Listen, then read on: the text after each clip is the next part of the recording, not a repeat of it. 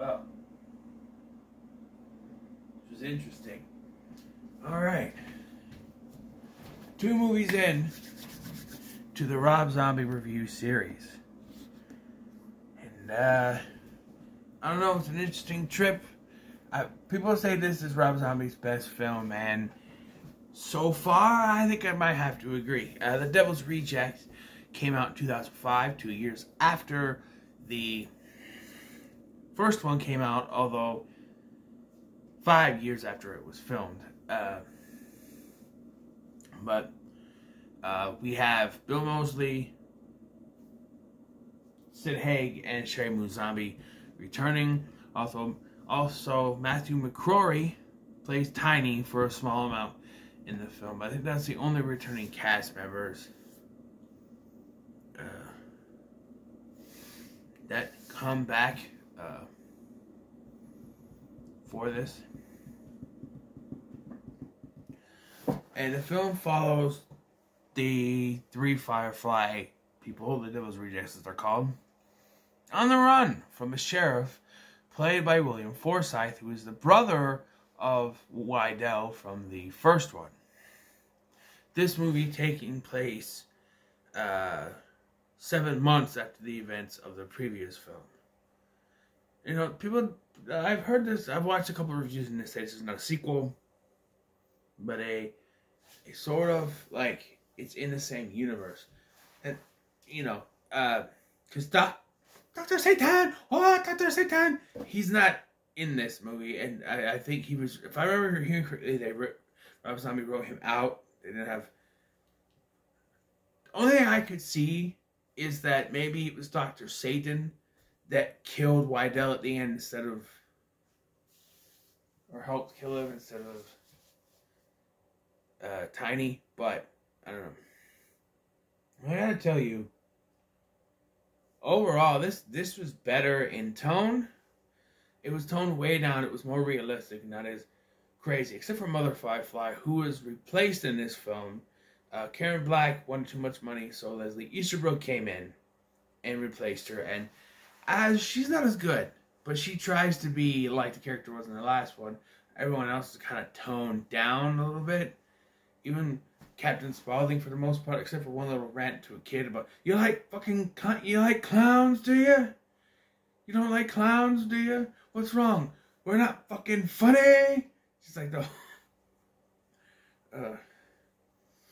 And yeah, so this film starts with Tiny dragging a dead naked chick. Okay? And the cops show up at the Firefly house and start shooting them up.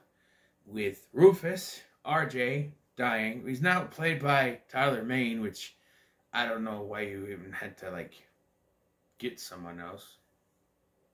Could say he died in a firefight, I don't know. He does. And the Mother Firefly is arrested while Otis and Baby run off. Tiny is in the woods because he was dragging a dead body, so he's in the woods and they don't see him. You know, he's the tallest motherfucker in the world. But still, yes, Otis and Baby run off and they get to a place where they're able to call Captain Spaulding, where it's revealed that he is actually Baby's father. And a couple of times he's called Cutter by other people in this. I don't know what that's supposed to mean, but who knows? So, I don't know, he's having this weird dream. I'm not going to go into that. But, yeah, he sees this stuff on the news. And he goes, tells him to meet him at a hotel. So he takes off, and he makes contact with a friend named Charlie, played by Ken Foree. And this is where my childhood died in this movie. My childhood was not, oh man. Rob Zombie, you killed my childhood in this movie, let me tell you. No, I've seen Ken Foree in R-rated horror movies. That's fine. I've seen him in this, Dawn of the Dead, Rob Zombie's Halloween, Joe Grizzly, bitch, From Beyond, Texas Chainsaw Massacre 3. I've seen him in horror films. I've seen him swear. I'm over that. What I'm not over, E.G. fucking Daily, Tommy fucking Pickles from Rugrats, talking about jerking off a dude. I'm serious. And her voice, even if she's talking in a regular voice, you can hear Tommy Pickles, and all I hear is Tommy Pickles talking about how dudes want a hand job, and I don't want to hear that, Rob Zombie. I don't want to hear that. Okay?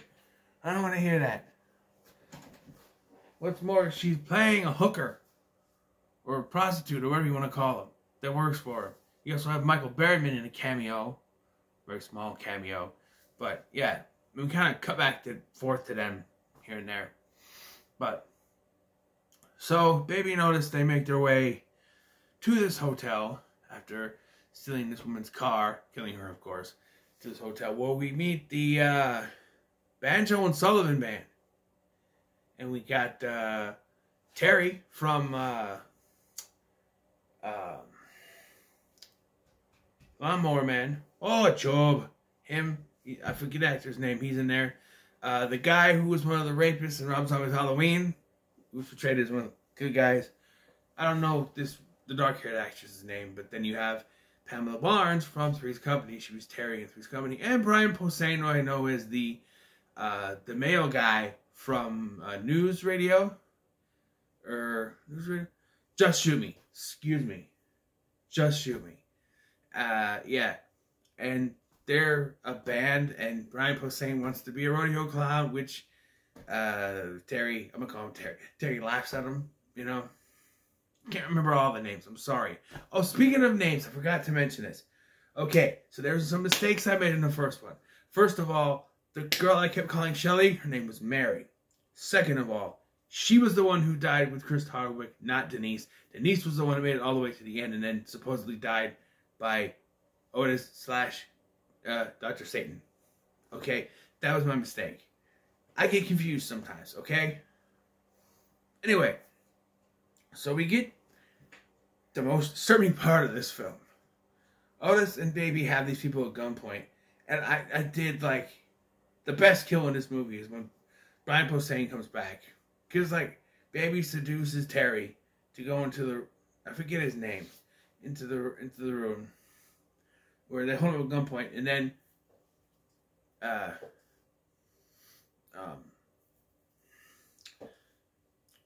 Brian Posehn comes knocking on the door, and he's like, "Hey, are you in there, Terry?" I don't remember the guy's name, and they come in, he grabs, and like Baby answers the door, "Yeah, you come in," pulls him in, shoots him in the head right away. Like, that's it. That's the end of Brian Posehn in this movie. No more mail for the people at the Just Shoot Me anymore. But yeah, that was pop.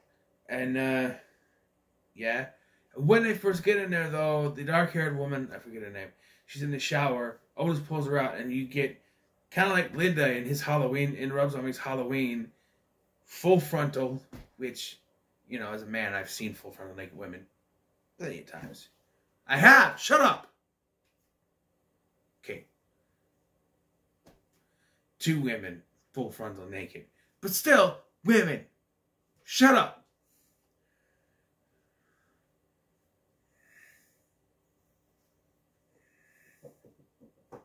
Anyway, yeah, full frontal, and then they put the clothes on. Like, the naked woman at the beginning was full frontal too, but it's a naked chick. This was, I don't know, more appropriate. I don't know. I think Linda and Rob Zombie's Halloween was more appropriate, but she's just on the phone, and then she's, you know, but it's a little gratuitous, but, you know. And so then we get the scene that I don't want to talk about, where Otis basically forces Pamela Barnes' character to go down on him, even though it doesn't even look like he has his pants down, but it, as Dennis would from Always Sunny would say, the implication. So, yeah, and then he takes his gun and he sticks it down there, and then in the butt, and then later makes a comment, "Well, I can still smell her hoo-hoo juice on it." And I don't like saying that word in my reviews, but hoo-hoo juice on it. It's like, oh, come on. I do like, though, because he takes Terry and the rapist dude from Rob Zombie's Halloween out to this place. He drives them out there. They're like, we're gonna go out here and we're gonna dig up some guns I buried out here. And he's just so I love how matter of fact he is about it. And then what? Oh well, there is no then what. That's it. Basically, he's gonna kill them. And yeah, he's just so I love how he's just so matter of fact. Bill Moseley is still one of the best things in this film. Captain Spaulding too. Although he does get less to do in this, he's still great. Both of them are great. And I know I've hated on Sherry Moon Zombie, but I think she's better in this than she was in the last one. Maybe she, I will say she's not bad in the Rob Zombie movies. How she's used in the Halloween movies, I should say. How she's used in Rob Zombie's Halloween 2 is unnecessary, but he needed to find a way to bring his wife back. But you could just had flashbacks throughout the film. I don't know. I don't like that freaking white horse shit. But anyway, yeah. So they try to fight Otis. Otis kills both of them because Otis is a badass, but they're bad people. Don't get me wrong. They're presented as the protagonists, but they're more like, I don't even say anti-heroes. There's murderers and rapists and killers, and I don't know. But they're presented as a protagonist in this. And it's one of those things where they make the guy who should be the protagonist, the police cop, much worse. Because at one point he has enough. Once he finds out where they are later, he kills Mother Firefly. And it's like, is there no one else? Like, no, she turns up dead. They're going to know who's responsible. And he's like mistreating her, slapping her and stuff in front of other cops. And they don't do anything. I don't think. And he's doing this because of his brother's death. Isn't it usually when you're a cop, personal issues dismiss you from the case? What is this? I don't know. He's the sheriff, but still, there's someone higher than the sheriff, right? Like a captain or something. I don't know. He's too close to this, and it goes too far. But yeah, after they kill everybody, except for the dark-haired chick, she kills herself by getting run over by a freaking semi-truck. But they leave, and they go to Charlie's, that's Ken Foree's character's name, where they have a good time until the sheriff shows up, because Charlie sold them out. For now. I don't know. It's just an excuse to make the movie run longer, because he could have warned them, but he sells them out. Captain Spaulding gets shot here, and I thought, oh, that's it. But he's sort of in the next one. He's not in the cover, but I know he's in the next one for like a small part, I think. But because it was just shortly before the man died. Rest in peace, of course. But yeah, so they all get the shit beat out of them. E.G. Daily dies. Rest in peace, Tommy Pickles. And this other chick that's there dies. Maybe in a friggin' bathtub in the kitchen or something. I don't know what the hell that was supposed to be. But she's sitting there, and I thought they were just sitting in the kitchen. Then she stands up, and she's like in a bathtub. I'm like, what the hell? Why is there a bathtub in a freaking kitchen? I don't know. Captain Spaulding's getting high. I do love the dialogue where he's like, Charlie's like, I gotta go take a piss. No. You got a nose like a vacuum. Or he said, I got a nose like a vacuum. Don't you be using all my goddamn cocaine. Well, come on, man. I'm your brother. Yeah, you're my brother. I love you. Well, I love you too. I love my cocaine more. He leaves. How are they brothers though? And one is white, one black. I don't know. I don't know. It's hard to figure out. But yeah, so the cops show up and they basically take them back to the Firefly house, which was a different house because they obviously couldn't use the Universal backlot like they did in the first one. So yeah, he has them strapped to chairs and he is torturing the fuck out of them, putting nails through Otis's hands, stapling shit to their chests, which, you know, it hurt to watch them do it to Otis when he did it, but like to Baby, because women's chests are so much more sensitive than men's. Oh, that would hurt, man.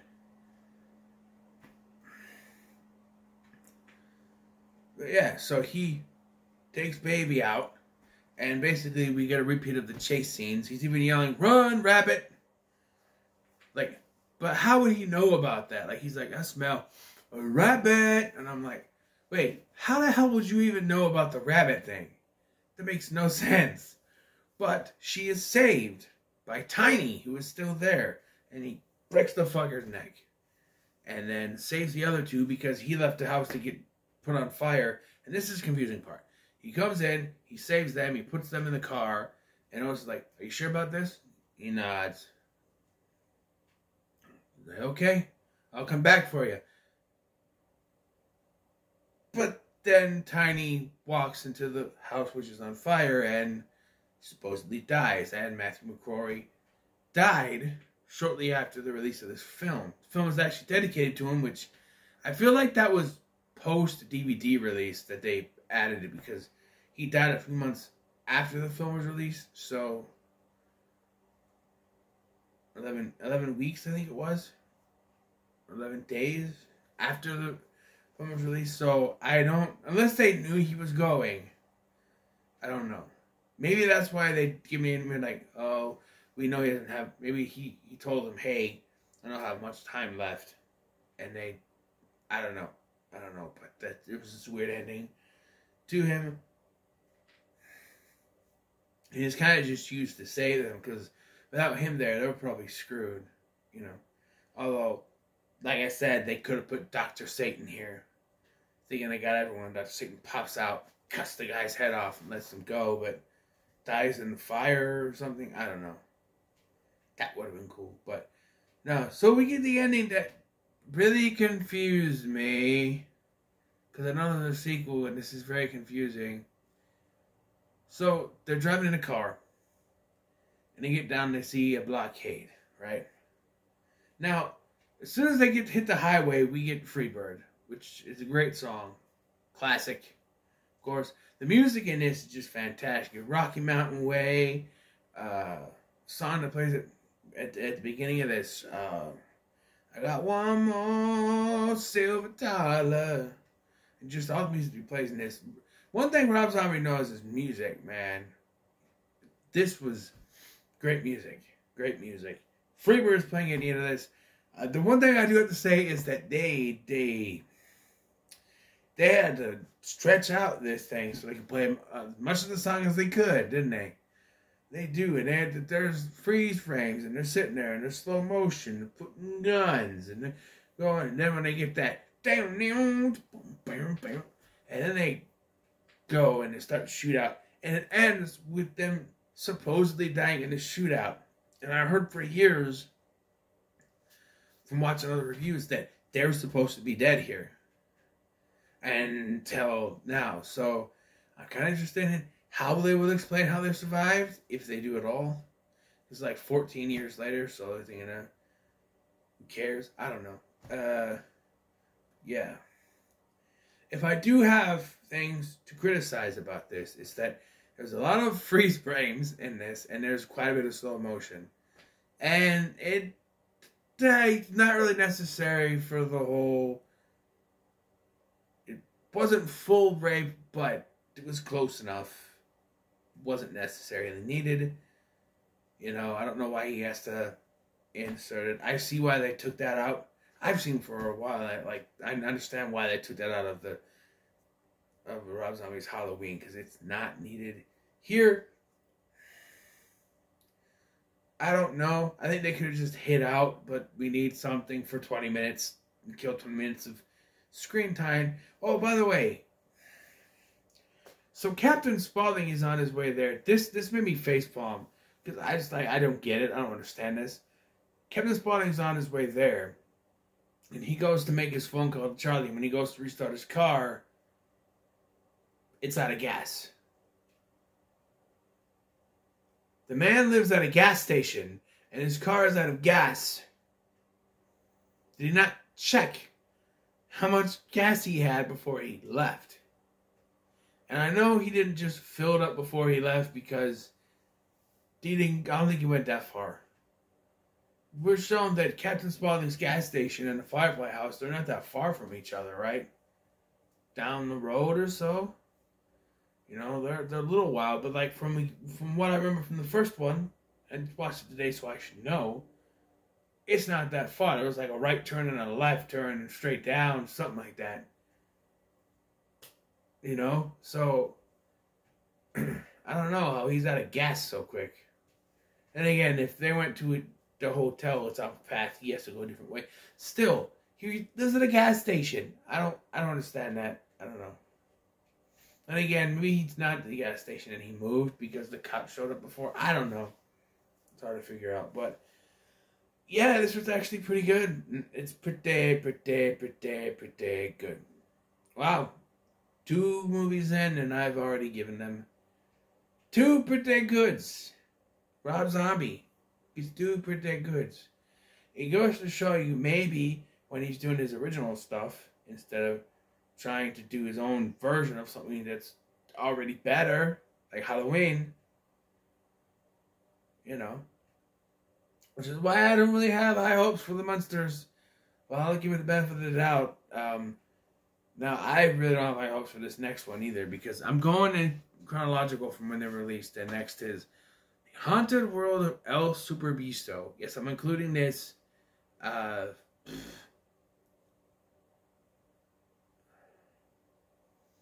really don't know about this one, but we shall see. I also like that there was less, like, edited imagery and stuff. Like, the last one had that stupid flashes to characters saying stuff. This was better. But, so what are your thoughts on The Devil's Rejects? Let me know in the comments below. Make sure to like, share, and subscribe. Thanks for watching. I've been Scotty, and I'll see you in the next one.